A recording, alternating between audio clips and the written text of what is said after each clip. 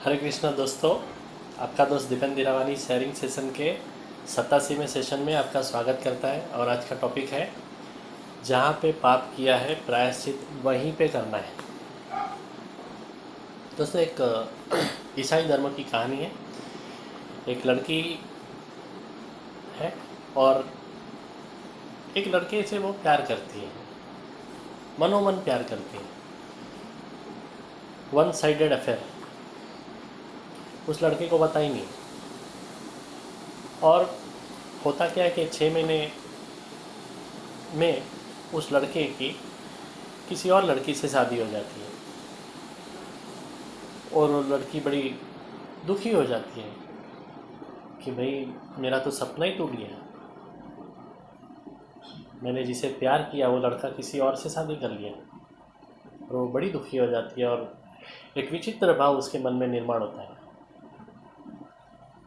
और वो ऐसा डिसाइड करती है कि जो लड़का मेरा नहीं हो सका वो किसी का भी नहीं होगा। और फिर उसने उस लड़के ने जिससे शादी की थी उस लड़की के बारे में कुछ अनाप शनाप बोलने लगी। उसके चरित्र पे उसे चरित्रहीन साबित करने का उसने ऐसी बातें फैलाई सब कि ये लड़की चरित्र की ठीक नहीं है। 4-5 लड़कों के साथ तो मैंने देखा है उसे घूमते हुए। चरित्रहीन लड़की है। और जो खराब बातें हैं ना वो लोग जल्दी पकड़ लेते हैं। तो ना, अफवाह के पैर नहीं, सत्य के पैर होते हैं मगर अफवाह के पंख होते हैं। और एक आदमी अपना मसाला ऐड करके फिर वो फैलाते जाता है और वो बात पूरे गांव भर में फैल गई। और फिर वो लड़के तक वो बात पहुंची।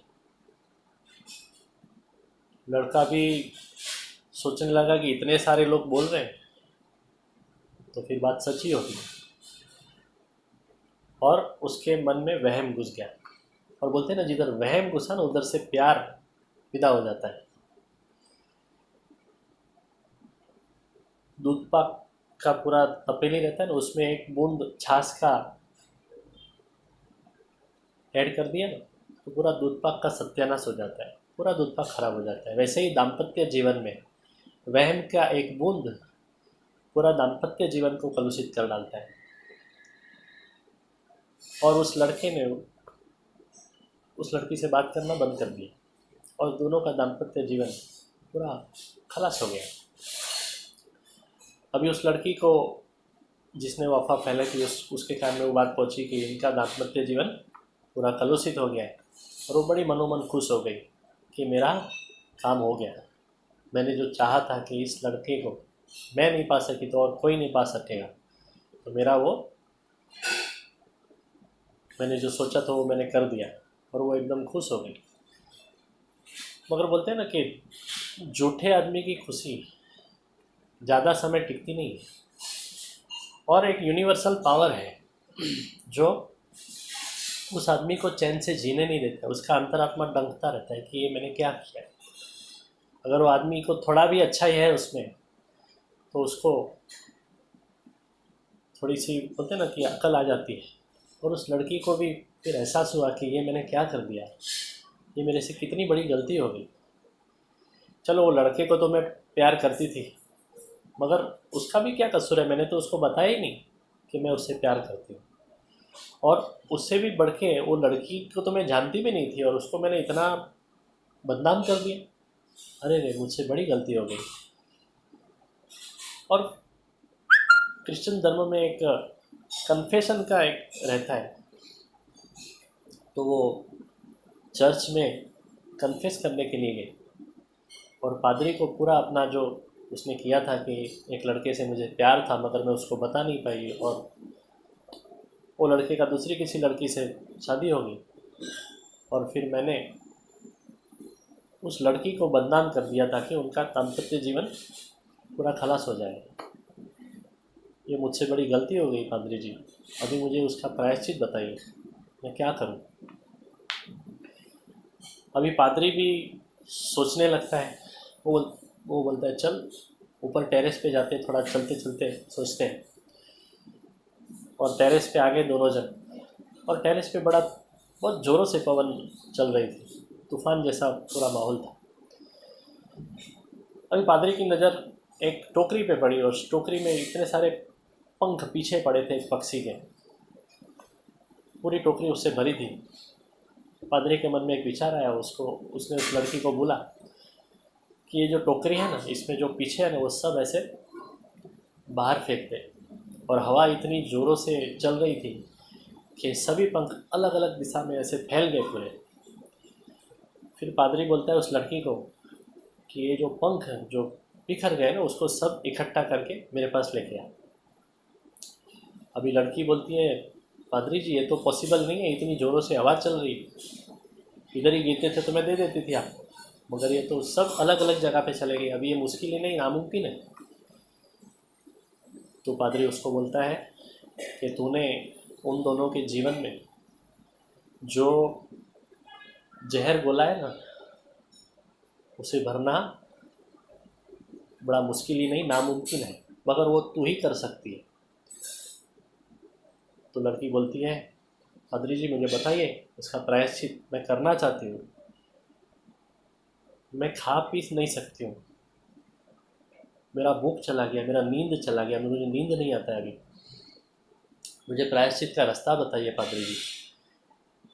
तब पादरी बोलता है, जहाँ पे तूने गुनाह किया है वहीं पे जाके उसका प्रायश्चित तुझे करना पड़ेगा, यहाँ पे आके कोई मतलब नहीं है। तू वहीं पे जा और उसी लड़के के पास और उसकी वाइफ के पास जाके तूने जो किया है ना, वो सब बात कर उनको। वो लड़की जाती है, पादरी को नमस्कार करके वो लड़की निकल जाती है, बोलती ठीक है गुरुजी, मैं वैसे ही करती हूँ। और वो लड़की के पास जाती है और उसको बोलती है कि मैं तुझे मनोमन प्यार करती थी, मगर मैं तुझे बता नहीं पाई, और उसके बीच में ही तेरा उससे शादी हो गया। मैंने सोचा कि तू मेरा ना हो सका तो किसका भी नहीं होना चाहिए करके मैंने इस लड़की को बदनाम किया जिसको मैं जानती तक नहीं थी। ये लड़की गंगा जैसी पवित्र है, और ये सब जो अफवाहें फैलाई थी वो मैंने ही फैलाई थी, और जिसकी वजह से पूरे गांव में अफवाह फैल गई थी। ये लड़की बेकसूर है, मासूम है और गंगा जैसी पवित्र है, उसे अपना ले तो ही मेरे पाप का प्रायश्चित होगा, तो ही मुझे भगवान माफ़ करेगा। और उसने एक राखी निकाली और उसको लड़के को बांध दी। बोलती है, तू पति के हिसाब से मेरे साथ नहीं, मगर एक भाई के हिसाब से मेरे साथ रहना, और अपना स्नेह संबंध, पवित्र संबंध कायम रहेगा। और वो पति पत्नी वापस मिल गए और वो भी शांत हो गई, और उसको उस रात को बड़ी अच्छी नींद आई। दोस्तों, तो इस कहानी का मैसेज यही है कि जहाँ पे आपने पाप किया है ना, वहीं पे प्रायश्चित करना पड़ेगा। मंदिर में धक्का खाने से कोई कुछ नहीं होने वाला है। बड़े बड़े लोग जो पाप करते हैं वो मंदिर में जाके फिर प्रायश्चित करने को जाते हैं, मगर जहाँ पे पाप किया है वहीं पे नहीं जाते, तो वो सबसे बड़ी गलती है। बड़े लोग पाप करते हैं शहरों में और फिर गंगा में जाते हैं कि गंगा माँ मुझे पवित्र कर दे। गंगा बोलती है, तूने जहाँ पे पाप किया है ना, वो पॉसिबल ही नहीं है, मैं यहाँ पे कैसे पवित्र करूँ। उसके पास जाके प्रायश्चित, मैं तुझे शक्ति दूंगी, तू जिधर कम पड़ रहा है उधर मैं तुझे शक्ति दूंगी, मगर प्रायश्चित तो उधर ही करना पड़ेगा तुझे। तो दोस्तों, ये पॉसिबल नहीं है कि पाप किधर करे और प्रायश्चित किधर, वो पॉसिबल नहीं है। जहाँ पे आपने पाप किया है, जहाँ पे हमने पाप किया है वहीं पे प्रायश्चित करना पड़ेगा, तो ही जिसका बिगड़ा है उसका सुधरेगा। बस दोस्तों, आज इतना ही। कल एक नए टॉपिक के साथ फिर मिलेंगे, तब तक के लिए गुड नाइट, हरे कृष्णा।